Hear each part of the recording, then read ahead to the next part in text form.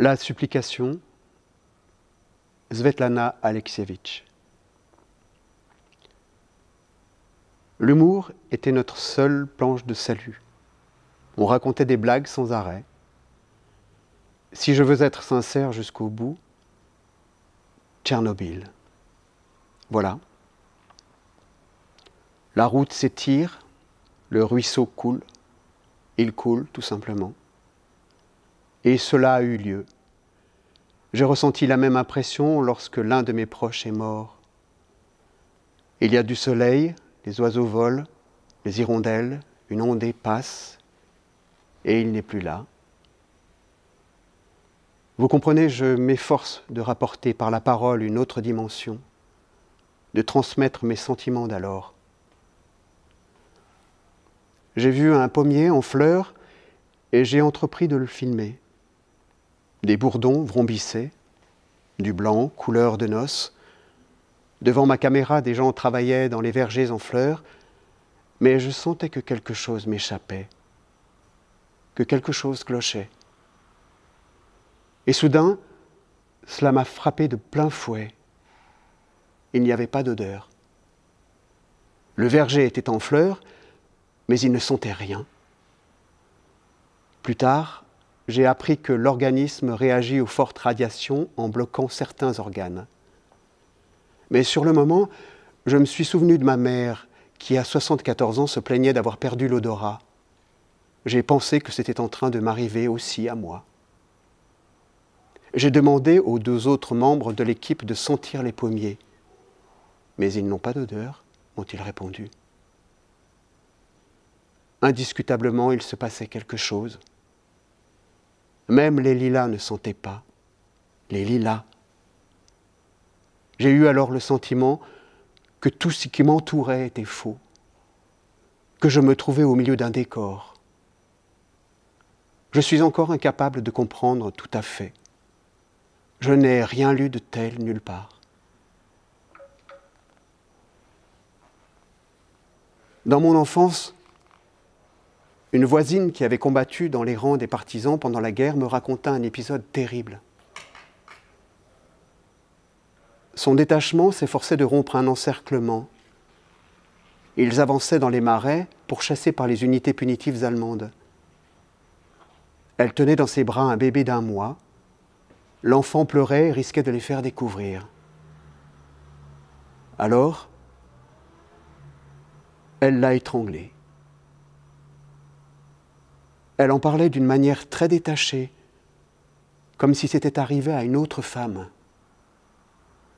comme si l'enfant n'avait pas été le sien. J'ai oublié pourquoi au juste elle évoquait ce souvenir, mais je me rappelle très distinctement le sentiment d'horreur que j'ai ressenti. Qu'avait-elle fait là? Comment avait-elle pu? Il me semblait que tout le détachement de partisans aurait dû rompre l'encerclement, justement, pour sauver l'enfant. Alors qu'elle avait étranglé son bébé pour que des hommes grands et forts restent en vie.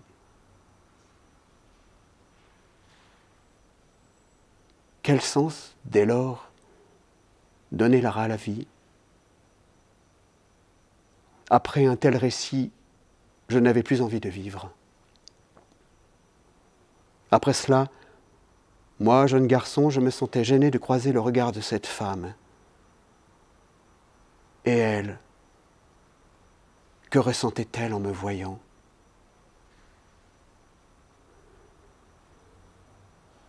Voilà pourquoi je n'ai pas envie de me souvenir de ces journées dans la zone. Je m'invente diverses explications et je n'ai pas envie d'ouvrir cette porte.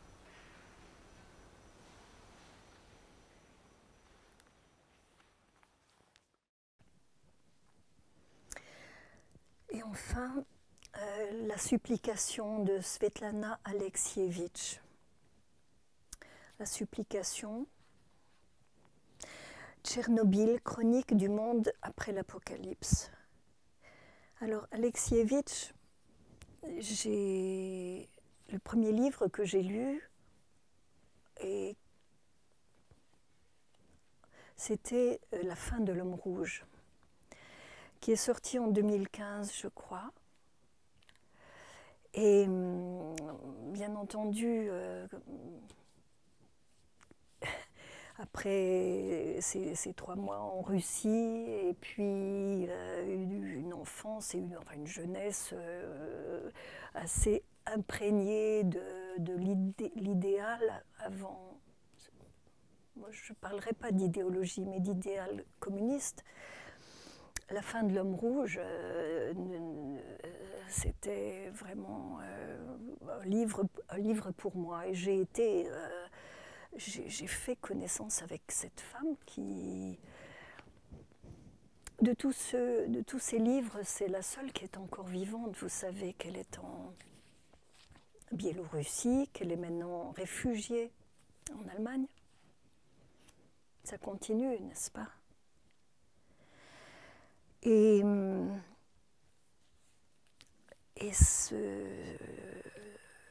travail qu'elle fait, ce travail de transcription des paroles, alors je parlais tout à l'heure de cette faculté d'introspection russe.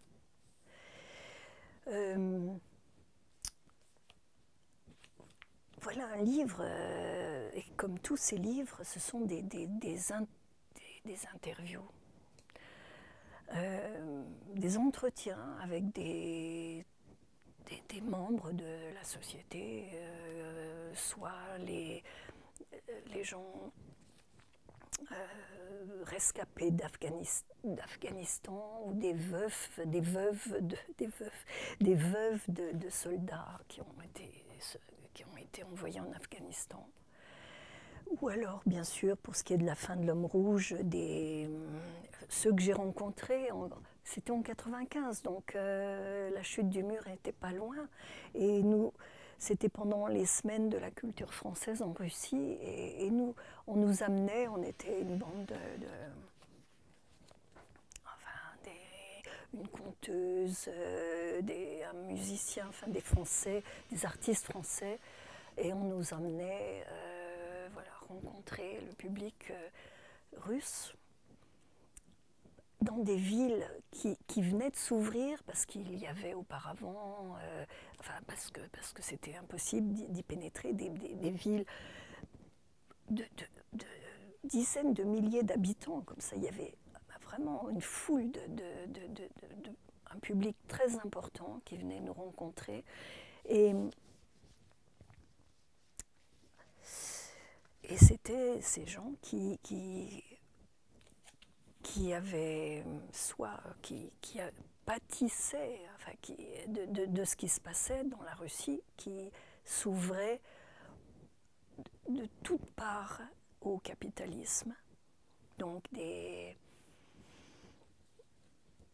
des retraités qui n'avaient plus rien que de ramasser les bouteilles de verre pour les amener à la consigne, des gens qui, le matin, trouvaient des cadavres parce que la famille n'avait pas d'argent pour enterrer leurs morts.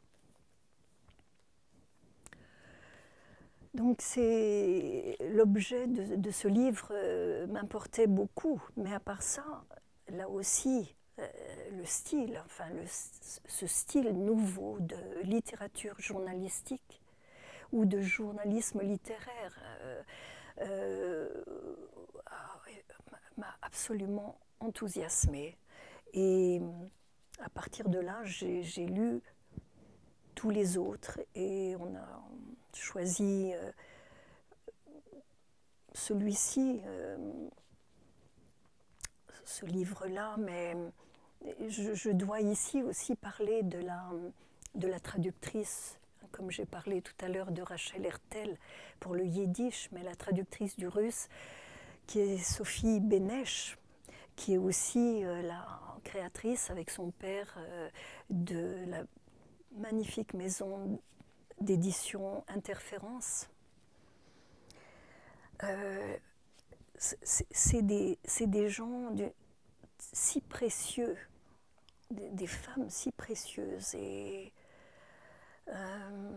qu'il faut chérir et qu'il faut suivre à la trace, en tout cas, ce type de littérature qui est une littérature de montage aussi, parce qu'on a l'impression qu'elle s'est posée avec un micro, puis qu'elle a retranscrit. Le travail est immense, de réécriture et de montage, justement. Et ça, c'est, pour moi, aujourd'hui, là aussi, c'est la voie à, je ne dirais pas à suivre, mais où le jeu est celui, que ce soit le mien ou celui des interlocuteurs, est un instrument, un sismographe, un instrument de mesure du temps présent et de l'histoire.